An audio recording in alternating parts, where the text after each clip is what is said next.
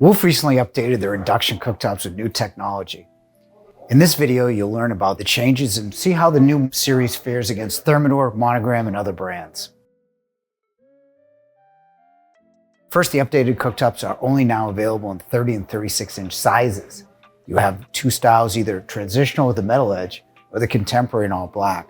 The big change is in the controls. You now have way more controls with the burners than in the previous model. Instead of the individual burner controls, you now have a 7-inch touchscreen in the front right. It uses less room, yet has more functionality. You have 17 power settings, starting from 0.5 simmer going all the way to 10. You have a boost mode diverting more power to the front burners to boil quickly or achieve a high sear. You can set a timer for each burner or pause and resume a burner if you're away from your stove.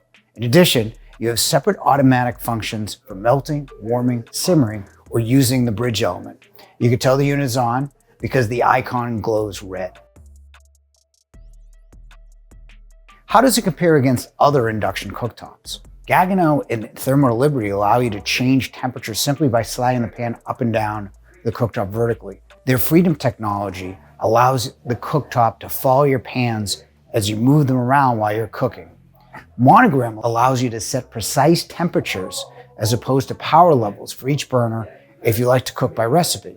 But Wolf is a lot like most premium brands with two bridge elements for griddles or oblong pans and a larger burner for bigger pots. However, Wolf's new tech allows for better control and it's super easy to use. And although it's new, Wolf is consistently reliable and the best for service response. For Wolf's new induction ranges, click this link and thanks for watching.